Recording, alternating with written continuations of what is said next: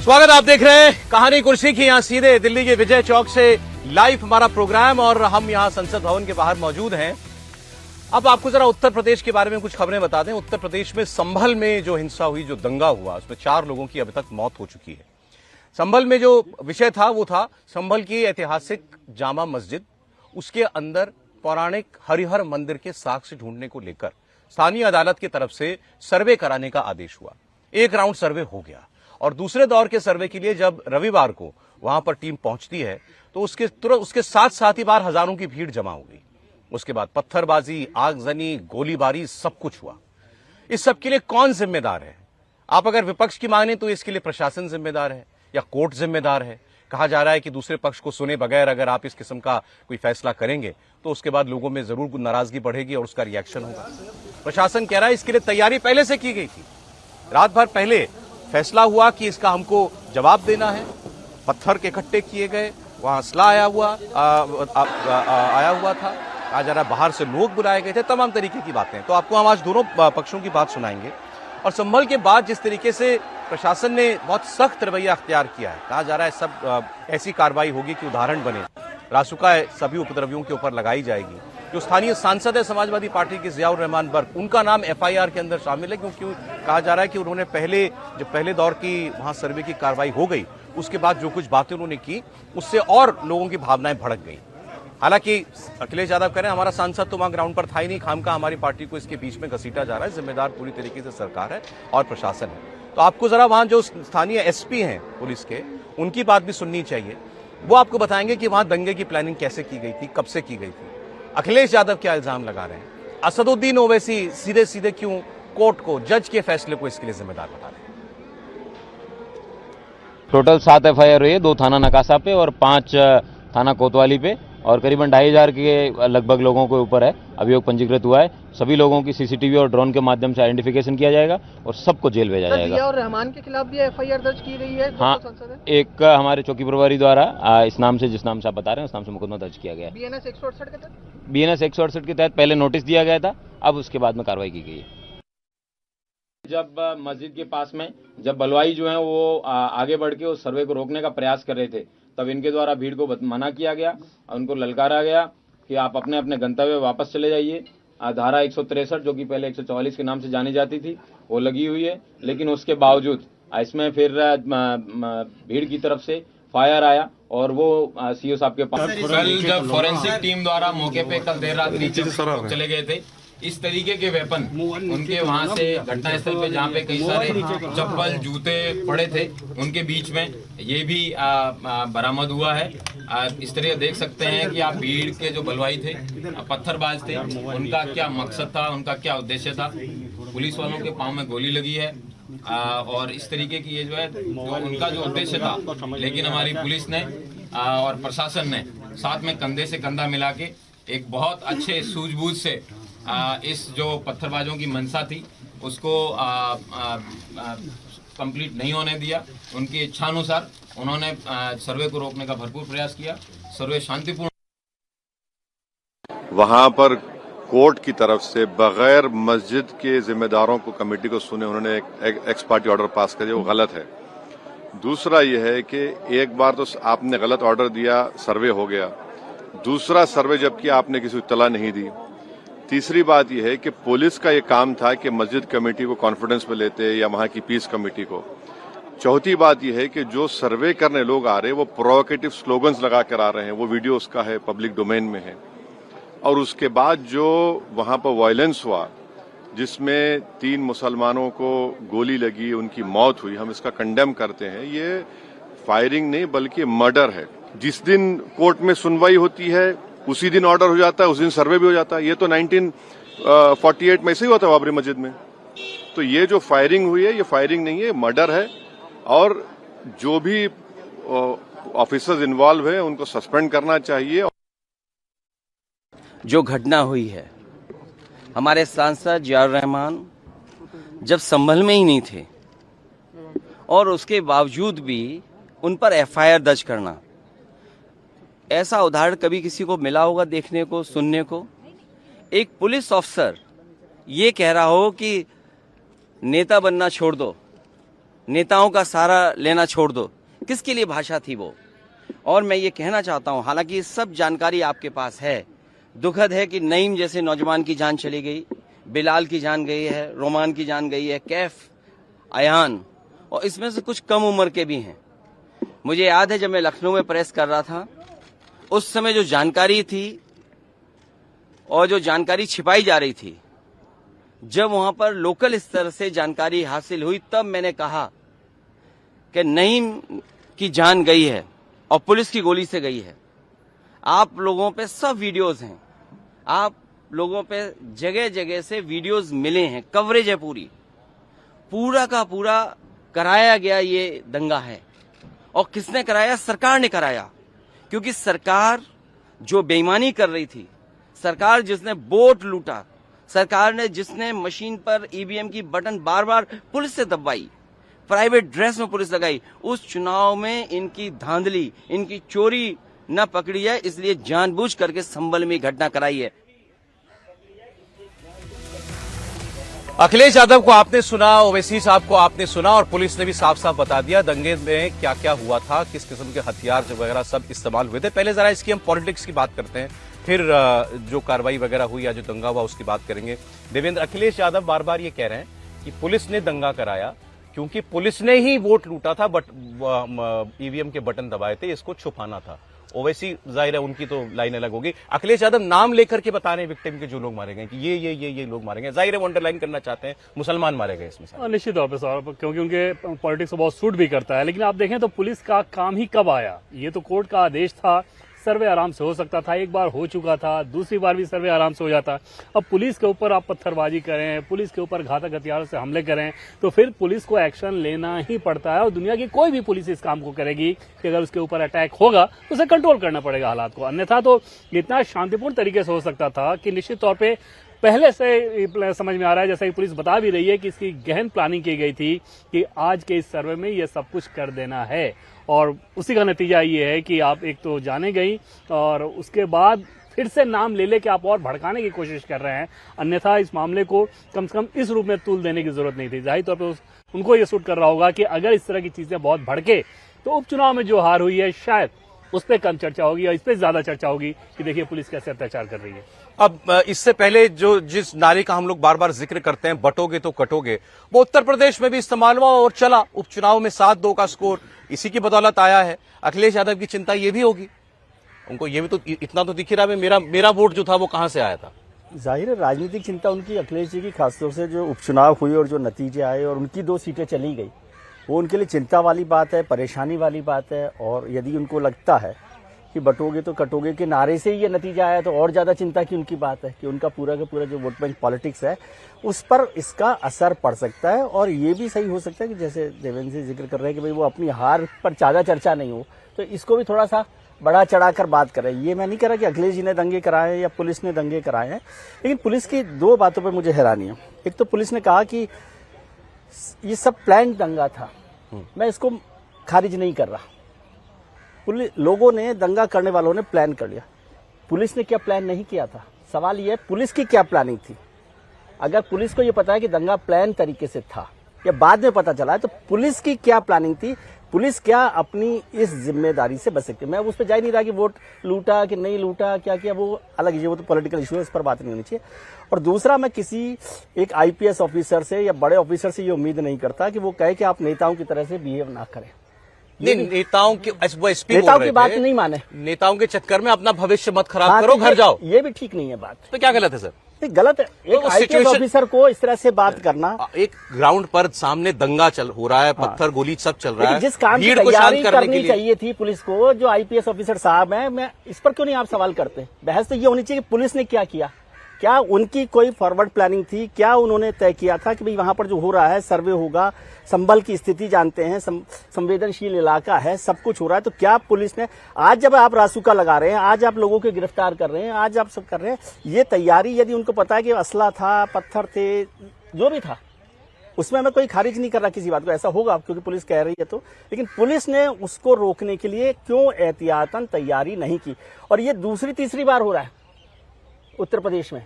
अभी पिछले दिनों भी कोई एक घटना बहराइच में हुआ था, तब भी ऐसी की ऐसी बात की गई थी। तो ये तो सीधा सवाल कहूं मैं तो ये लॉ एंड ऑर्डर का सवाल है कि क्या इस सरकार के लॉ एंड ऑर्डर के जो एडमिनिस्ट्रेशन है उस पर सवाल खड़ा किया जाना चाहिए। अगर नहीं, लॉ एंड ऑर्डर का सवाल मैंने मान लिया, पुलिस पर तो बाकी सवाल है। पॉलिटिकल तो जो पुलिस- सारी बातें नहीं, जो सामने वाले पक्ष को जो भड़का रहा है, हाँ। किसी ने तो अगर तैयारी पहले से थी तो वहां पर लोग जमा हो, इसका इंतजाम किया, पत्थर आए वहां पर, गोली चलाने वाले ठीक लोग है, वहां पर हो, हाँ। इसका भी तो बंदोबस्त किसी ने किया ना। किया होगा ना। मैं तो उसमें उस पर जिनको पकड़ रहे हैं उसमें भी नहीं जा रहा। मैं तो कह रहा हूँ पुलिस ने ये जो ज्ञान हमें आज दे रहे हो, ये परसों ज्ञान आपको नहीं था क्या? पुलिस का काम क्या है? अच्छा, कोर्ट पर भी बता दीजिए फिर। अब ओवैसी जी तो सीधे सीधे कह रहे हैं कोर्ट ने एक पक्षीय फैसला दिया, उसका नतीजा है। नहीं, कोर्ट के फैसले पर मैं नहीं जा रहा, क्योंकि कोर्ट के फैसले के हिसाब, और मैं उसमें भी नहीं जा रहा कि सर्वे कराना नहीं था कि नहीं कराना था, क्योंकि कोर्ट ने फैसला दे दिया, एडमिनिस्ट्रेशन उस पर करा। मैं कह रहा हूं कि एहतियातन जो काम करना चाहिए सरकार को वो किया गया कि नहीं बक किया स्टॉप्स गया, विद द ये गवर्नमेंट एंड द मेरा ये सवाल ऑर्डर है। मशीनरी। ओके, ठीक है, हर्षवर्धन जी। नहीं सौरभ जी, सबसे पहले तो एक ये जो भ्रम फैलाया जा रहा है कि ये जानकारी किसी को नहीं दी गई, तो चेयरमैन है मस्जिद कमेटी के और वो एडवोकेट भी हैं जफर अली। ये रमेश सिंह राघव जो कोर्ट कमिश्नर नियुक्त किए गए थे, उन्होंने बाकायदा दिया है तो डीएम को, एसपी को, गोपाल शर्मा, विष्णु जैन, विष्णु शर्मा, प्रिंस शर्मा और जफर अली अधिवक्ता चेयरमैन मस्जिद कमेटी। कोर्ट ने क्या कहा था, जो सर्वे है उसकी जो बची हुई कार्रवाई, सर्वे की शेष कार्यवाही करने दिनांक 24/11 को प्रातःकाल 7 बजे से लगभग 11 बजे तक का समय। ये नोटिस गई है शाम को 6 बजे के आसपास की, जो 23 तारीख की। ये जो नोटिस गई है इसमें बाकायदा लिखा हुआ है और डिटेल में है। अब सवाल ये है कि पुलिस की कितनी तैयारी करनी चाहिए इन so called quote unquote sensitive इलाके में जाने के लिए। 2000-3000 लोगों की भीड़ इकट्ठा हो गई। वो भीड़ 3 तरफ से मस्जिद को घेरती है। दुर्भाग्य देखिए कि मुसलमान ही मस्जिद पर पत्थर चला रहा, हालांकि वो मस्जिद पर नहीं चला रहा था, वो तो जो लोग सर्वे करने आए थे उस टीम पर चला रहा था, लेकिन पत्थरबाजी तो मस्जिद पर ही हो रही थी। जो भीड़ थी वो कहां जाना चाह रही थी, वो उसके बाद हिंदू क्षेत्रों में यानी हिंदू बहुल क्षेत्रों में जाना चाह रही थी। वैसे भी संभल पूरी तरह से संवेदनशील है, सिर्फ इतना ही क्यों कहें कि उसी मस्जिद के आसपास वहां जाकर वो जो करती उसकी कल्पना कीजिए। पुलिस ने उसको बचाया, नंबर 1। नंबर 2 ये, जिस तरह की पत्थरबाजी और जिस तरह से पुलिस वालों को चोट लगी है, 40-50 पुलिस वाले अगर किसी पत्थरबाजी में घायल हो जाएं तो आप जरा कल्पना कीजिए कि भीड़ का उन्माद क्या रहा होगा। और सबसे बड़ा सवाल तो यहां पूछा जाना चाहिए ना, ठीक है मान लिया, चलिए एक्स पार्टी ऑर्डर कर दिया, थोड़ा समय लेना चाहिए था, लेकिन ये तो कोई पूछे भैया कि कौन से बच्चे हैं ये निकल, जियाउर रहमान बर्क थे क्या आगे आगे, जियाउर रहमान बर्क का बेटा क्या था आगे आगे, अखिलेश यादव थे क्या आगे आगे, वो लोग तो बयानबाजी कर रहे हैं। शिवपाल यादव, रामगोपाल यादव, अखिलेश यादव, सबको इसमें चुनाव की हार दिख रही, तो क्यों नहीं दूसरी तरफ से कहा जाएगा कुंदरकी के जो मुसलमान थे उन्होंने रामवीर सिंह को वोट कर दिया, तो संभल के जामा मस्जिद के आसपास के मुसलमान नाराज हो गए। ये भी कहा जा रहा है कि मुस्लिमों के ही 2 समुदाय में आपस में भिड़ंत हो गई। तो इस तरह के सारे जो लॉजिक और इलॉजिक या तर्क कुतर्क जो भी कहें वो कब आ रहे हैं, क्योंकि भीड़ ने कानून को अपने हाथ में लिया। प्रशासन बिल्कुल जवाबदेह जिम्मेदार है, लेकिन जो 4-5 बच्चे मर गए उनके घर परिवार वालों को कौन जवाब जैसे विनोद जी ने जिक्र दिया, विजय जी ने जिक्र किया उस वीडियो का जिसमें वो एसपी कह रहे हैं कि भाई नेताओं के चक्कर में अपना भविष्य खराब मत करो, घर को चले जाओ, उसकी आलोचना हो रही है। दूसरा, डीएम के एक बयान की भी आलोचना हो रही है। डीएम ने मीडिया से बात करते हुए कहा, ये आप पुलिस वालों को चोट लगी, पहले ये बताया, फिर सवाल हुआ कि भाई उसमें लोग मरे भी हैं, तो उन्होंने कहा कि उन परिवार के माता पिता को जवाब देनी चाहिए जिनके लड़के पत्थर चलाने के लिए बाहर आए। वो नौकरी करने के लिए बाहर नहीं निकला था, कोचिंग जाने के लिए बाहर नहीं निकला हुआ था, वो पुलिस पर हमला करने के लिए बाहर निकला हुआ था। तो उस बयान की भी आलोचना हो रही है। और अखिलेश यादव तो वीडियो ट्वीट कर रहे हैं जिसमें पुलिस वाला फायर करता हुआ, गोली चलाता हुआ दिखाई दे रहा है, और सवाल वो पूछ रहे हैं कि देखिए आपके सामने लड़के कैसे मरे। सौरभ जी, अखिलेश यादव ने तो वो भी वीडियो ट्वीट किया था, उस वीडियो का भी छोटा 22 सेकंड का हिस्सा पोस्ट किया था, जिसमें ककरौली में वो एसएचओ पिस्तौल तो महिलाओं की तरफ किया ही नहीं था, वो भी वीडियो किया था। और ये बड़ा दुर्भाग्यपूर्ण है कि अगर देश के बड़े बड़े नेता, पूर्व मुख्यमंत्री, बड़े बड़े मंत्री, पूर्व सांसद, विधायक या वर्तमान, वो वीडियो पोस्ट करें, वो भी आधा कटा हुआ। इतने संवेदनशील आपको लड़ाई लड़नी है, बिल्कुल लड़िए, लेकिन क्या होता है इससे 1-2 लोगों के बीच में जो घृणा। और मैं कह रहा हूं डीएम का वो बयान बिल्कुल ठीक नहीं है कि वो कहें कि उनके माँ बाप जवाब दें, माँ बाप कोई नहीं भेजते हैं, लेकिन ये सवाल तो पूछा जाना चाहिए ना भाई कि किसी भी जगह पर ऐसी भीड़ पत्थरबाजी करने क्यों निकलती है, और वो भीड़ दंगाई हो जाएगी, उनके बच्चे मर जाएंगे, वो तो जीवन भर का घाव हो गया उनको। अब बयानबाजी करते रहे अखिलेश यादव और जियाउर रहमान बर्क और असदुद्दीन ओवैसी, ये दोनों कैसे चलेगा।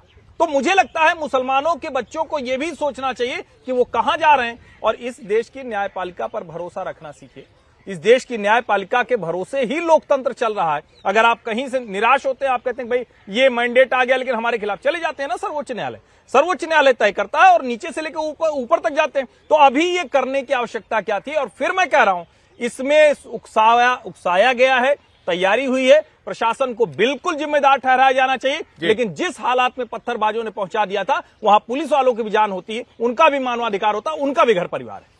जरा आप और इसको थोड़ा पॉलिटिकली समझने की कोशिश करें। अखिलेश यादव ने जिस तरीके से आरोप लगाए, सरकार के ऊपर तो वो आरोप लगाएंगे, इसमें कोई शक नहीं है, पुलिस के ऊपर भी वो इल्जाम लगाएंगे, लेकिन ये उनका रिएक्शन उससे थोड़ा आगे बढ़ के था। जिस तरीके से विक्टिम के नाम गिनाना, ये कोई नहीं करता है। विक्टिम का नाम आप बताएं, वो बताना चाह रहे थे कि मुसलमान लड़के, नौजवान लड़के इसके अंदर मारे गए, इसकी जिम्मेदार जो है पुलिस है, पुलिस ने इनकी हत्या की है। उनका पीडीए नहीं चला, दूसरी ओर बटोगे कटोगे का नारा कामयाब हो गया। एक चीज और सर उपचुनाव में यूपी के दिखाई दी है, दलित वोट जो लोकसभा इलेक्शन में पूरा चला गया था महागठबंधन को, वो दलित वोट भी कम से कम अगर बीजेपी को पूरा नहीं गया तो समाजवादी पार्टी को तो नहीं गया, वो मायावती को भी गया, वो चंद्रशेखर की पार्टी को भी गया।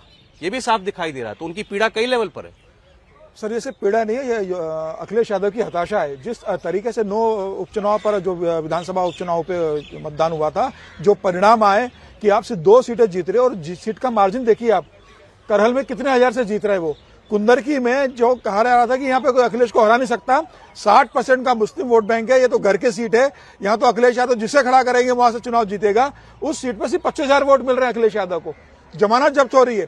1 लाख से भारतीय जनता पार्टी का उम्मीदवार वहां पर जीत रहा है। तो ये अखिलेश यादव की बोखलाहट है, ये हताशा है। ये तो वो स्वीकार ही नहीं कर रहे हैं ना। वो कैसे मान सकते हैं कि मुसलमान ने बीजेपी को वोट दे दिया? इसलिए क्योंकि वो मान के चलते कि भाई हमारा मुस्लिम एमवा जो समीकरण है, और जो यादव कम्युनिटी है और जो मुस्लिम कम्युनिटी है, वो तो हमारी गुलाम है। यादव कहीं नहीं जाएगा, मुसलमान कहीं नहीं जाएगा। हम भारतीय जनता पार्टी का डर दिखाते रहेंगे, हम योगी आदित्यनाथ का डर दिखाते रहेंगे, और मुसलमान हमको वोट देता रहेगा। आज अखिलेश यादव ने जो नाम गिनाए, वो किस उद्देश्य से गिनाए? राम गोपाल यादव का कल बयान आया था कि अगर वहां पर मतदान इस तरीके से होगा तो पत्थरबाजी नहीं होगी तो क्या होगा। तो ये बता रहा है कि उकसाने वाला कौन है। घरों के अंदर पत्थर रखे जा रहे हैं, घरों के अंदर पत्थर इकट्ठे किए जा रहे हैं। एक सर्वे करने अगर एक टीम पुलिस के साथ आती है तो सीधे पथराव करते हैं। आपको आपत्ति है, आप अपनी आपत्ति डीएम के पास दर्ज कराइए, आप कोर्ट में जा सकते हैं। आप सीधे ऐसा पथराव कर रहे हो कि 40-40 पुलिस वाले घायल वहां पर हो रहे हैं। ये पुलिस पहले से तैयारी की हुई थी, और बिना राजनीतिक संरक्षण के, बिना राजनीतिक दिशा निर्देश से ये हो नहीं सकता। कोई है जिसने कहा होगा, या तो संभल के सांसद ने कहा होगा कि मैं आपके साथ हूं, कुछ नहीं होगा, या तो अखिलेश यादव के यहाँ से मैसेज आया होगा कि हमारी पार्टी आपके साथ है। वो जानते होंगे ना कि एक राजनीतिक तबका हमारे साथ है। और जब पुलिस कह रही है कि नेतागिरी मत करो, तो पुलिस कहती है कई बार भीड़ से कि भाई नेता मत बनो, आप लॉ एंड ऑर्डर हमको इम्प्लीमेंट करना है। तो उसका मतलब ये नहीं कि पुलिस ने ये कह दिया होगा कि भाई मुस्लिम वोट पर बात करें सर। ये जो सो कॉल्ड सेक्युलर पार्टीज का जो मुस्लिम वोट पर एक अधिकार था, वो भी इस बार टूटता सा दिखाई दे रहा है। आप ये देखेंगे कि यूपी में जैसे हमने दलित वोट की बात की कि वो डिवाइड हुआ, वो मायावती जी के पास भी फिर कुछ लौटा है, कुछ आजाद समाज पार्टी को चला गया, कुछ इधर उधर और चला गया, बीजेपी के पास गया काफी तादाद में। महाराष्ट्र के अंदर असदुद्दीन ओवैसी को बहुत वोट मिला इस बार, कई जगहों पर 50-50 हजार वोट उनकी पार्टी को मिला है। मालेगांव सेंट्रल की सीट जो है वो तो कांग्रेस हार गई ना, हार गया बिल्कुल। असदुद्दीन ओवैसी का 12 मुस्लिम ऐसे सीटें जहाँ 30% मुसलमान है महाराष्ट्र में, वहां भारतीय जनता पार्टी का वोट शेयर बढ़ा है, वहां भारतीय जनता पार्टी को वोट मिला है। मुसलमान को अब अपने और ऑप्शंस दिखाई दे रहे हैं। अच्छी बात है ये, यदि वो इस तरह से ऑप्शंस के तौर पर देख रहे हैं। लेकिन अभी मैंने पूरा स्टडी नहीं किया, मुझे अब भी कम संभावना लगती है कि मुसलमान जो है भारतीय जनता पार्टी के साथ वोट दे रहे हैं। वो एंटी बीजेपी वोट पर अब भी अटका हुआ लगता है। वो तो बात ठीक है, समझे, मतलब मैं उसको कोई दूसरे तरीके से, बहुत साफ तरीके से कह रहा हूँ कि मुसलमान का जो माइनॉरिटी का जो वोट है, वो आज की तारीख में भी, खासतौर से महाराष्ट्र के भी चुनाव में देख लूं तो वो, और झारखंड के भी चुनाव देख लूं जहां पर 90% मुस्लिम वोट जेएमएम को मिला है, ठीक है, तो वो एंटी बीजेपी वोट है। हो सकता है 10-5% वोट इधर से उधर कुछ हुआ हो, और ये नहीं है कि कोई 100% ही वोट किसी भी कम्युनिटी का किसी को जाएगा।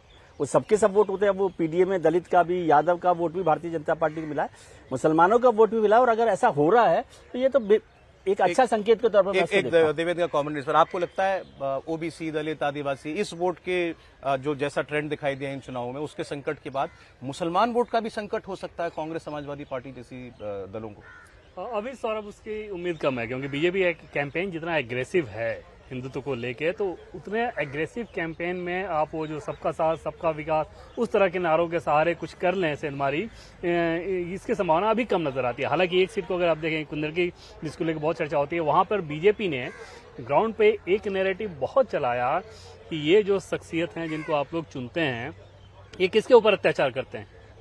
आपकी आबादी ज्यादा बढ़ी है तो आपके ऊपर ही अत्याचार होता है। तो ऐसे कंडीशन में अब भी अगर आप नहीं सुधरे तो फिर समझिए कि आपको यही झेलना हुआ है। और कहा ऐसा जा रहा है कि शायद उसका कुछ असर हुआ, लेकिन बहुत बड़ा कोई सिग्निफिकेंट चेंज हो, इसके संकेत अभी तक तो नहीं मिलते हैं। अब ऐसे ही वक्फ का मामला जुड़ा हुआ है। वक्फ के बहाने भी मुस्लिम समाज को भड़काने की खूब कोशिश हो रही है। ब्रेक के बाद मैं आपको सुनाऊंगा कुछ ऐसे लोगों की बातें। इस बार बेंगलोर के अंदर एक बड़ा जलसा हुआ था और वहां पर जो भीड़ जुटाई गई थी मुसलमानों की, वो all India Muslim personal law board की तरफ से जुटाई गई।